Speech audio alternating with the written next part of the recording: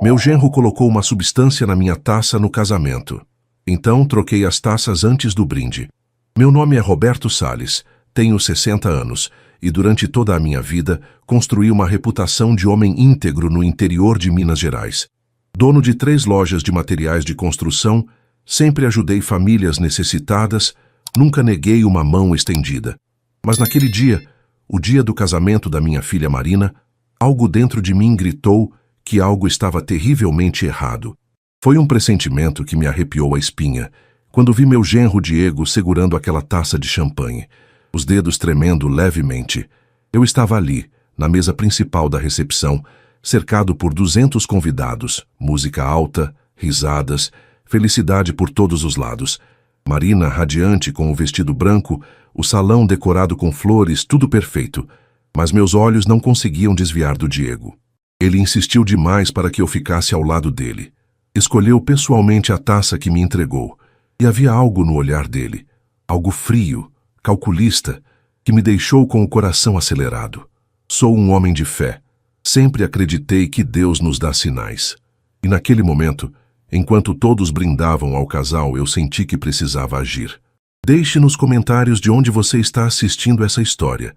E se inscreva no canal para não perder nada, porque o que aconteceu depois desse brinde mudou minha vida para sempre. Quando troquei as taças discretamente, minha mão tremia. Não sabia se estava sendo paranoico, se estava exagerando, mas algo maior que eu mesmo me empurrou a fazer aquilo. E 5 minutos depois do brinde, quando vi Diego desabando na cadeira, o rosto pálido, suor escorrendo, eu entendi. Deus não tinha apenas me dado um sinal. Ele tinha me salvado de um destino que eu nunca imaginaria que alguém pudesse planejar para mim. Acordei às 5:30 da manhã, como sempre faço. O despertador nem precisou tocar. Meu corpo já está acostumado com essa rotina de anos.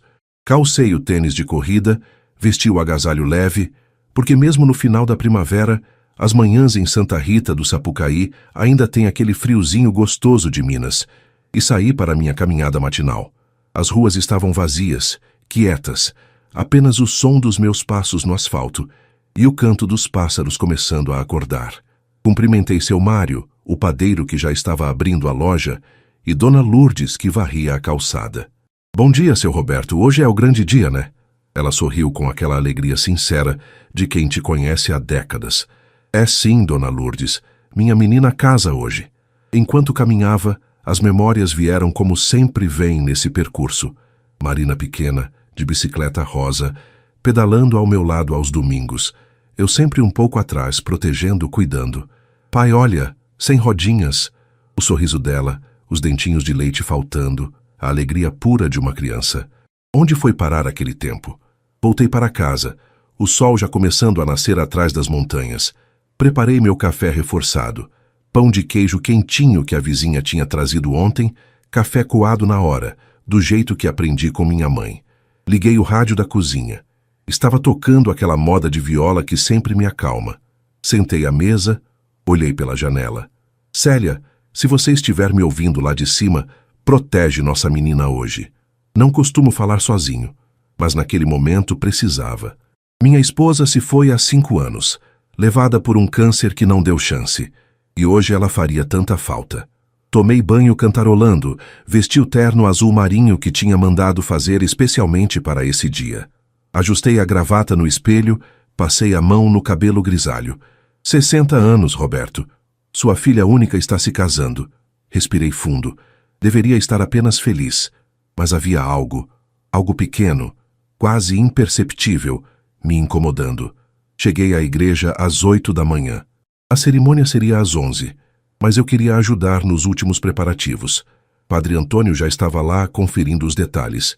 Roberto, meu filho, o pai da noiva chegou cedo, hein? Abracei o padre, aquele homem que me batizou, me crismou, casou eu e Célia. Não consegui ficar parado em casa, padre. Ajudei a organizar as cadeiras, conferi as flores, testei o som. E foi quando vi Diego chegando, 2 horas antes da cerimônia. Ele parecia nervoso, suando, mesmo com o ar frio da manhã. Cumprimentou-me rápido demais, o olhar desviando do meu. Tudo bem, Diego? Noivo sempre fica nervoso, é normal.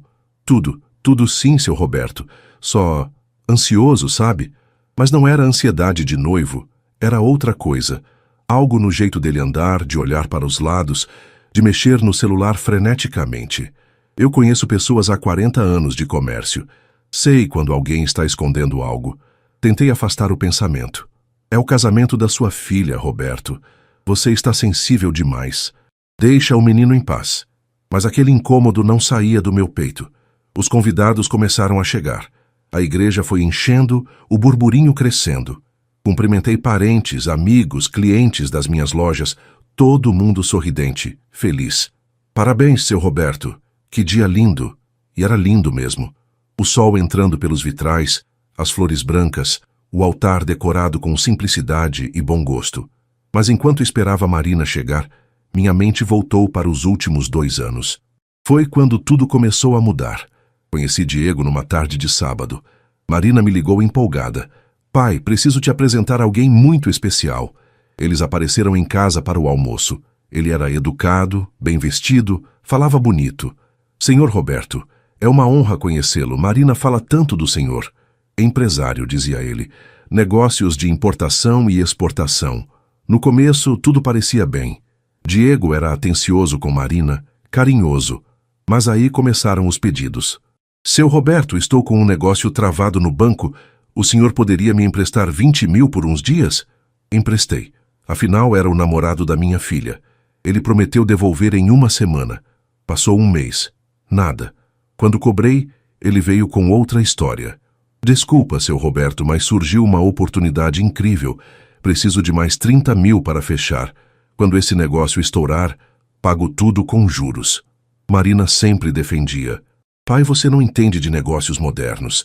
Diego está construindo um império. Cada vez que eu tentava conversar, ela se fechava. Você não gosta dele porque ninguém é bom o suficiente para mim. Não era isso. Não era nada disso. Mas como explicar para uma filha apaixonada que seu namorado tinha o olhar de quem está sempre calculando algo? Seu Oliveira, meu amigo de 40 anos, me alertou várias vezes. Roberto, pesquisei esse rapaz na internet. Ele tem processos, dívidas, histórico em outras cidades. Mas quando mostrei para Marina, ela explodiu. Você mandou investigar o Diego? Que absurdo! Isso é perseguição. A distância entre nós foi crescendo. Jantares em silêncio, ligações que ela não atendia. E Diego sempre ali no meio, afastando minha filha de mim. Até que veio o pedido de casamento. Marina me contou por mensagem, nem pessoalmente. Pai, Diego me pediu em casamento. Vamos casar em 6 meses. Espero que o senhor possa estar lá. Meu coração partiu naquele dia. Mas o que um pai faz? Engoli o orgulho. Liguei para ela. Marina, meu amor, se você é feliz, eu sou feliz. Pode contar comigo para tudo. Ela chorou no telefone. Pai, eu te amo. Desculpa por tudo. Paguei o casamento inteiro. Diego sugeriu um lugar caríssimo. Aceitei. É o casamento da minha filha única. 80 mil reais em um dia. Mas que importava? Marina estava voltando para mim, sorrindo de novo, me abraçando.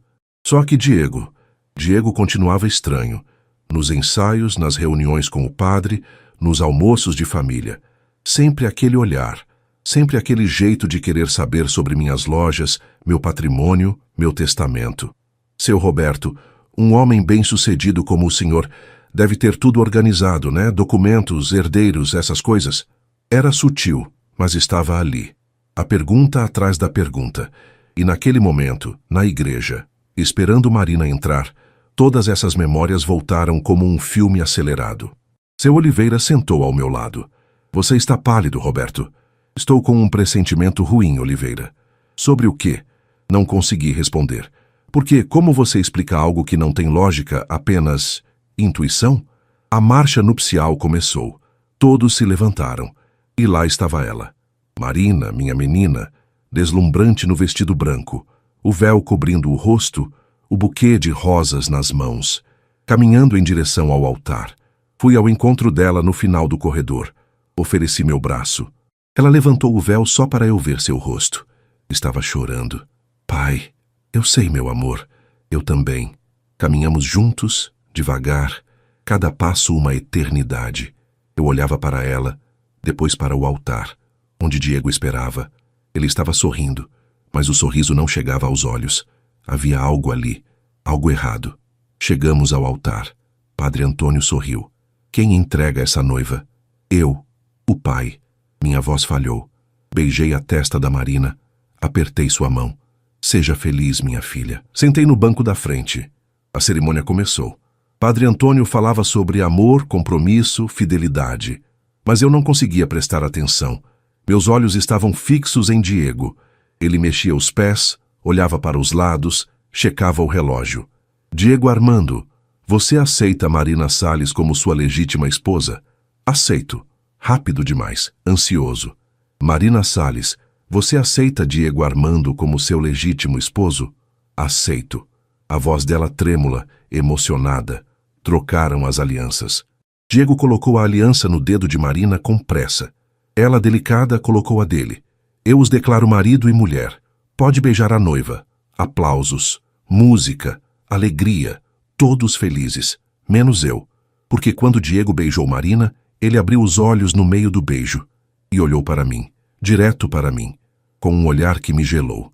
A cerimônia terminou. Fotos, abraços, parabéns. Entramos nos carros, fomos para o salão de festas, um lugar lindo, decorado com flores, luzes, mesas elegantes, tudo perfeito. Mas aquele aperto no peito não passava. A recepção começou com música, comida, gente feliz por todo lado. Marina e Diego entraram sob aplausos, a valsa dos noivos, tudo seguindo o script. Eu cumprimentava os convidados, sorria, agradecia, mas por dentro estava inquieto. Diego veio até mim. Seu Roberto, o senhor precisa sentar na mesa principal ao meu lado. É o lugar do pai da noiva. Claro, Diego. Segui ele até a mesa. Ele fez questão de me colocar na cadeira específica, à sua direita. Marina estava à esquerda dele. Os garçons começaram a servir o jantar. Diego mal tocou na comida. Ficava olhando o relógio, o celular, a porta. Você está esperando alguém, Diego? Não. Só conferindo se está tudo certo com o pessoal. Depois do jantar, começaram os discursos. Amigos falando, familiares emocionados. E então chegou a hora do brinde. Os garçons trouxeram as taças de champanhe em bandejas prateadas. Diego se levantou rapidamente. Espera. Eu vou servir pessoalmente as pessoas da mesa principal. Ele pegou a bandeja do garçom. Escolheu as taças uma por uma. Para Marina, para os padrinhos, para os pais dos padrinhos. E então pegou uma taça específica. Segurou ela com cuidado excessivo. E trouxe até mim. Seu Roberto, essa é especial, um champanhe importado, o melhor da festa. O senhor merece. Peguei a taça. Ela estava gelada. O líquido dourado brilhava sob as luzes. Diego me entregou com as duas mãos, os dedos apertando o cristal. E eu vi suas mãos tremendo. Levemente, mas tremendo. Obrigado, Diego. Ele sorriu, aquele sorriso forçado, e voltou para o lugar dele, pegando sua própria taça. Seu Oliveira estava 2 cadeiras ao meu lado. Vi ele franzir a testa, observando tudo. Ele percebeu a mesma coisa que eu. Algo estava errado naquele gesto. Diego ficou de pé. Gente, atenção para o brinde. Todos ficaram em silêncio, taças erguidas. Ele olhou para mim, depois para Marina. Eu quero agradecer a todos por estarem aqui, nesse dia tão especial. Mas principalmente, ele olhou para mim de novo. Principalmente ao meu sogro, Roberto Salles. Um homem que sempre me recebeu de braços abertos, que sempre confiou em mim, que sempre esteve do meu lado. As palavras eram bonitas, mas havia algo na entonação, algo falso. Seu Roberto, o senhor é um exemplo, um homem íntegro, trabalhador, amado por essa cidade. E eu tenho muito orgulho de fazer parte da sua família. Esse brinde é para o senhor, por tudo que o senhor representa, por tudo que o senhor é. Todos levantaram as taças. Saúde, felicidades. Diego me encarou, esperando eu beber. E foi nesse momento que algo dentro de mim explodiu. Um instinto, uma voz, um grito interno que dizia: não beba isso. Eu sorri para Diego, levantei a taça, mas não levei aos lábios. Com licença, preciso ir ao banheiro rapidamente. Me levantei, a taça ainda na mão. Mas seu Roberto, o brinde. Já volto. Caminhei rápido em direção ao banheiro, o coração batendo descompassado. Entrei, tranquei a porta. Olhei para a taça nas minhas mãos. o líquido dourado, aparentemente normal. Deus, o que eu faço? Estou ficando louco? Estou vendo coisa onde não tem? Mas então lembrei. Lembrei do jeito que Diego segurou a taça. Lembrei dos dedos tremendo. Lembrei do olhar. Lembrei de todos os pedidos de dinheiro, de todas as perguntas sobre herança, de todos os sinais que eu ignorei porque queria ver minha filha feliz. Joguei água no rosto. Respirei fundo. Se eu estiver errado, vou parecer um velho paranoico. Mas se eu estiver certo... Voltei para o salão. Diego estava conversando com um grupo de convidados de costas para a mesa. As taças ainda estavam lá, intocadas, esperando o brinde que foi interrompido. Olhei ao redor. Ninguém prestando atenção. Num movimento rápido, troquei minha taça com a de Diego. Coloquei a que ele tinha me dado no lugar dele e peguei a dele para mim. Minha mão tremia tanto que quase derrubei. Sentei de novo, o suor escorrendo nas costas. Seu Oliveira sussurrou. O que você fez, Roberto? Depois eu te conto. Diego voltou sorridente. Pronto, seu Roberto. Agora sim, vamos fazer esse brinde direito. Ele pegou a taça que estava no lugar dele, a taça que eu tinha colocado ali, e ergueu. À família, ao amor, à felicidade. À felicidade. Repetia, a voz saindo fraca. Todos beberam. Diego virou a taça inteira num gole longo. Marina bebeu delicadamente. Eu apenas encostei a taça nos lábios, fingindo beber, mas sem deixar o líquido tocar minha boca. Diego sorriu para mim, satisfeito, como se esperasse algo. E então continuou a festa. Música, dança, risadas. Diego me observava de canto de olho, discreto, mas eu percebia. Ele esperava. Esperava eu passar mal. Esperava algo acontecer. 5 minutos se passaram. Eu continuei normal, conversando, sorrindo, firme na cadeira. Mas Diego começou a ficar pálido. Foi sutil no começo. Diego levou a mão à testa, limpou o suor. Marina perguntou, amor, você está bem? Tô sim, só calor. Mas não estava calor. O ar-condicionado estava ligado, a temperatura agradável. Diego afrouxou a gravata, puxou a gola da camisa, respirava mais rápido. Tentou levantar para cumprimentar convidados, mas cambaleou. Diego. Marina segurou o braço dele. O que está acontecendo? Não sei, eu... Tô com tontura. Seu Oliveira olhou para mim. Eu olhei para ele. E naquele momento, confirmamos sem palavras. Algo estava muito errado. Diego sentou de novo, a testa brilhando de suor. Eu só preciso sentar um pouco. Mas ele estava cada vez pior. A pele ficando acinzentada, os lábios pálidos, as mãos tremendo descontroladamente. Alguém chama uma ambulância! Marina gritou desesperada. Os convidados começaram a se levantar, o clima de festa virando pânico. Padrinhos vieram ajudar. Alguém trouxe água. Diego tentou beber a água, mas não conseguiu segurar o copo. Minha cabeça tá rodando. A voz saindo arrastada, confusa, os olhos começando a revirar. Diego, Diego, fica comigo! Marina chorava, segurava o rosto dele, mas ele estava desmaiando, o corpo escorregando da cadeira. Corri para ajudar a segurá-lo. Deitamos ele no chão. Alguém colocou um paletó sob a cabeça dele. A ambulância está vindo. Padre Antônio chegou perto, começou a rezar. Senhor, proteja esse jovem, dê forças a ele. Mas Diego estava cada vez pior. Respiração fraca, irregular, o corpo inerte. O que aconteceu? O que ele comeu? Bebeu? Um convidado perguntou. Seu Oliveira, rápido, pegou a taça que Diego tinha usado. Precisa guardar isso. Pode ser importante. A ambulância chegou em 10 minutos que pareceram horas. Paramédicos entraram correndo, avaliaram Diego. Sinais vitais fracos, pressão baixíssima. Vamos levá-lo agora. Colocaram ele na maca, Marina subiu na ambulância junto. Pai, vem comigo! Ela gritou, o rosto destruído de pânico. Vou sim. Entrei na ambulância. Diego estava desacordado, os paramédicos aplicando soro, checando batimentos. O que ele consumiu? Bebidas? Drogas? Ele só bebeu champanhe. No brinde, respondi. Só isso? Olhei para o Diego ali, desacordado, quase sem vida. E pela primeira vez desde o pressentimento, senti uma pontada de culpa, pena. Ou era a confirmação do que eu temia? A ambulância disparou pelas ruas, sirene ecoando na noite. Marina chorava sem parar. Segurava a mão de Diego. Não morre, por favor, não morre. E eu ali em silêncio, olhando para aquele homem que queria ser meu genro. Aquele homem que minutos atrás estava sorridente, esperando algo acontecer. Comigo. Chegamos ao hospital. Diego foi levado direto para a emergência. Marina tentou entrar, mas os médicos não permitiram. Senhora, por favor, deixe a equipe trabalhar. A senhora espera aqui. Sentamos na sala de espera. Marina trêmula, destruída. Eu ao lado dela, sem saber o que dizer. Seu Oliveira e Padre Antônio chegaram minutos depois. Roberto, o que está acontecendo? Padre Antônio perguntou. Não sei, padre. Ele passou mal logo depois do brinde. Seu Oliveira se sentou do meu outro lado. Tirou do bolso um saco plástico. Dentro, a taça que Diego tinha usado. Trouxe isso. Achei que podia ser importante. Fez bem. Ficamos ali, esperando. 1 hora, 2 horas. Até que um médico saiu, o rosto sério. Família de Diego Armando? Marina pulou da cadeira. Sou eu. Sou a esposa. Ele está bem?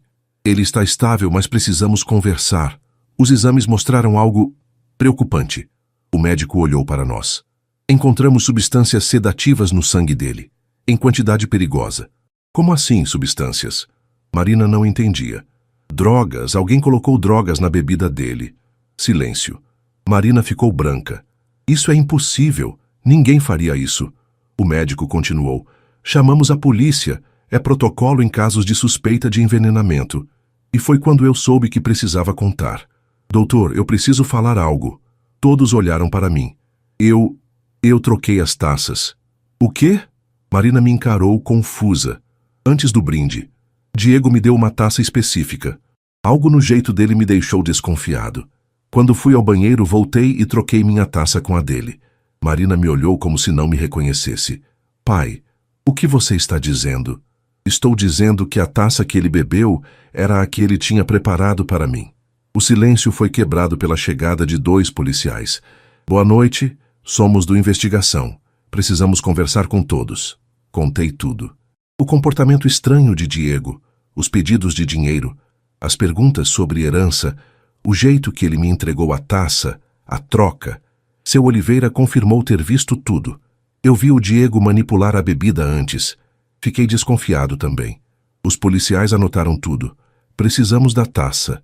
Seu Oliveira entregou o saco plástico. E precisamos de imagens. O salão tem câmeras? Tem sim, Padre Antônio confirmou. O salão de festas tem sistema de segurança completo. Os policiais saíram para fazer ligações, reunir provas. Marina estava em choque, sentada, olhando para o nada. Pai, você está dizendo que o Diego, que ele tentou... Não consegui responder. Porque como você diz para sua filha, no dia do casamento dela, que o marido tentou matar o próprio sogro? As horas seguintes foram um borrão. A polícia recolheu as imagens do salão. E lá estava, nas câmeras, Diego colocando algo discretamente em uma das taças antes de me entregar. Claro como o dia. Premeditado. Calculado. Analisaram a substância na taça. Zolpidem, um sedativo potente. Na dosagem que estava ali, misturado com álcool, poderia causar parada respiratória, coma ou morte. Diego estava sendo envenenado com a mesma substância que ele preparou para mim. A polícia começou a investigar o histórico dele, e foi quando tudo veio à tona. Diego Armando não era empresário, nunca foi. Ele tinha mandados de prisão em 3 estados, São Paulo, Rio de Janeiro e Paraná. Estelionato, falsidade ideológica, apropriação indébita. Ele aplicava golpes em famílias, principalmente em homens mais velhos, com patrimônio e filhas solteiras. Encontraram outras vítimas. Um senhor de Curitiba que perdeu R$200 mil. Uma família em Campinas que quase perdeu a casa. Todas as histórias parecidas. Diego se aproximava, conquistava a confiança, pedia dinheiro emprestado, prometia negócios mirabolantes. E quando a pressão aumentava, ele desaparecia. Mas dessa vez ele tinha mudado a estratégia. Dessa vez, ele não ia apenas roubar, ele ia eliminar. Por quê? Marina chorava, inconsolável, quando os policiais mostraram tudo. Por que ele faria isso comigo? Um dos detetives explicou, a voz firme, mas gentil. Seu pai tem um patrimônio considerável. 3 lojas, imóveis, investimentos. E ele descobriu que no testamento do seu pai, a senhora é a única herdeira. Se algo acontecesse com seu pai logo após o casamento, a senhora herdaria tudo. E como esposa, Diego teria acesso legal a todo esse patrimônio. Era um plano, friamente calculado. Casar com Marina, eliminar o sogro no próprio casamento, pareceria um acidente, um mal súbito em um homem de 60 anos. Marina herdaria e Diego controlaria tudo. Mas o Sr. Roberto trocou as taças e acabou se salvando.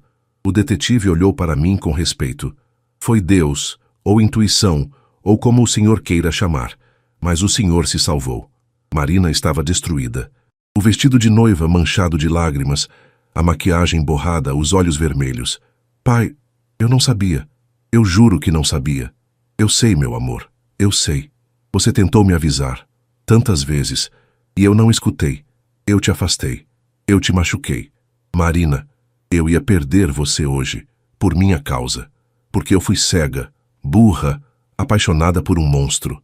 Abracei minha filha ali, na sala de espera do hospital, às 4 da manhã. Ela chorou no meu peito como não chorava desde criança. E eu apenas segurei, protegi como sempre fiz. Você não ia me perder, Deus não permitiu, sua mãe não permitiu. Alguém lá de cima protegeu a gente. Os policiais prenderam Diego assim que ele acordou, algemado na cama do hospital, ainda fraco pelos efeitos da droga. Ele tentou falar, inventar desculpas. Foi um engano. Alguém armou para mim. Mas as provas eram irrefutáveis. As câmeras, a substância, o histórico, as vítimas anteriores. Tudo batia. Diego Armando foi preso em flagrante por tentativa de homicídio qualificado. Os dias seguintes foram os mais difíceis. Marina ficou em casa comigo, no quarto dela de infância. Não falava, não comia, apenas chorava. O casamento foi anulado. O vestido de noiva guardado em um canto. A aliança devolvida. A cidade inteira soube da história. Manchetes nos jornais locais. Empresário escapa de envenenamento no casamento da filha. As pessoas vinham até mim, chocadas, solidárias.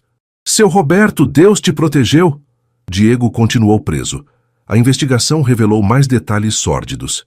Ele tinha um cúmplice, um sócio, que o ajudava nos golpes. Tinham pesquisado minha vida inteira, meus bens, minha rotina. Planejaram tudo nos mínimos detalhes. O advogado dele tentou acordo. Meu cliente está arrependido, quer negociar. Neguei. Não tem acordo. Ele tentou me matar e quase destruiu minha filha. Padre Antônio veio em casa rezar conosco. Trouxe a Bíblia. Leu salmos de proteção. Deus livra o justo da armadilha do inimigo. Marina ouviu, quieta, os olhos perdidos. Seu Oliveira também veio. Trouxe pão de queijo, café. Sentou comigo na varanda como fazíamos há 40 anos. Você teve um anjo da guarda, Roberto. Tive. Não tem outra explicação. E agora? Como vocês vão ficar? Olhei para dentro de casa, onde Marina estava deitada no sofá, coberta com uma manta. Vamos reconstruir. Devagar. Do jeito que a gente sempre fez. A comunidade nos abraçou. Clientes das minhas lojas mandavam mensagens, flores, orações. Seu Roberto, somos gratos por ter o Senhor entre nós. Dona Lourdes, a vizinha, fazia comida e trazia todos os dias. Marina precisa comer, seu Roberto. Uma semana depois, Marina finalmente falou mais que 2 palavras. Estávamos jantando em silêncio quando ela disse: Pai, me perdoa. Pelo quê, filha? Por tudo. Por não ter escutado. Por ter te afastado. Por ter trazido esse homem para nossas vidas. Por quase ter te perdido. Segurei a mão dela sobre a mesa. Marina, você não tem culpa nenhuma. Você foi enganada por um criminoso profissional. Ele te manipulou, mentiu, usou seus sentimentos. Não foi sua culpa. Mas eu devia ter percebido. Devia ter escutado você. Você estava apaixonada. E amor deixa a gente cego às vezes. Mas agora você enxergou. E vamos seguir em frente. Juntos. Ela chorou de novo. Mas dessa vez era diferente. Não era desespero. Era alívio. Era libertação. Padre Antônio organizou uma missa de gratidão na igreja, para agradecer a Deus pela proteção ao nosso irmão Roberto. A igreja lotou. Gente que eu nem conhecia apareceu. Cantamos, rezamos, abraçamos. No final, o padre me chamou à frente. Roberto, você tem algo a dizer? Olhei para aquelas pessoas. meus amigos, vizinhos, clientes. Marina, sentada na primeira fileira. Respirei fundo. Eu só quero agradecer.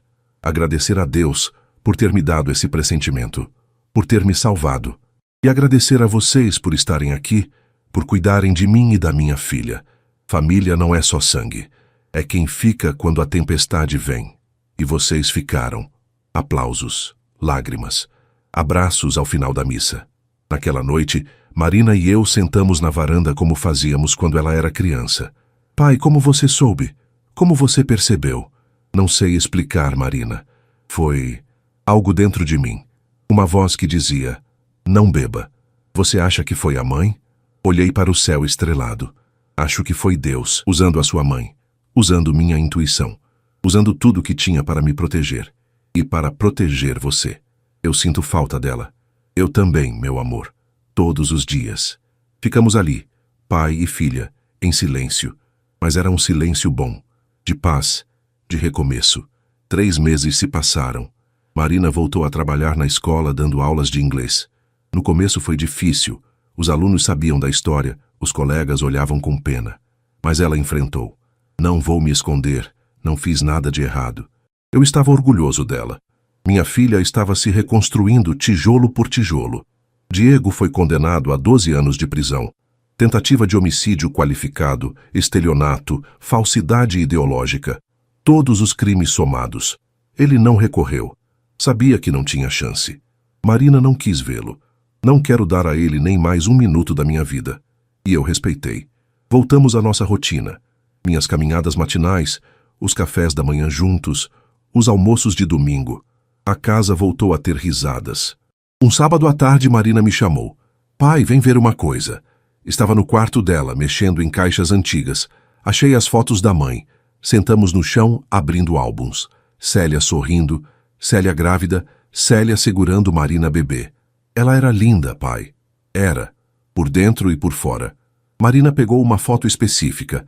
Era nossa família no parque. Marina pequena na bicicleta rosa. Eu e Célia atrás dela. Todos sorrindo. A gente era feliz. A gente ainda é, Marina. De um jeito diferente. Mas a gente é. Ela me abraçou. Obrigada, pai. Por tudo. Por ter me protegido. Por ter me perdoado. Por não ter desistido de mim. Nunca, meu amor. Jamais. Naquela noite, coloquei a foto em um porta-retrato novo. Na varanda, do lado da cadeira onde eu sentava. Olhei para a imagem de Célia. Obrigada por ter cuidado da gente lá de cima. Por ter me dado o sinal. Por ter protegido nossa menina. O vento soprou suave. E eu senti que ela estava ali, de alguma forma. Voltei para minhas lojas, para minha rotina. Mas agora, quando clientes vinham conversar, eu sempre alertava. Cuidado com pessoas interesseiras. Cuidado com quem promete muito e entrega pouco. E sempre, sempre confie na sua intuição. Muitos me agradeciam pela história. Seu Roberto, sua experiência abriu meus olhos. E eu sabia que se aquilo serviu para salvar outras pessoas, valeu cada lágrima. Seu Oliveira e eu voltamos aos nossos cafés da manhã na padaria.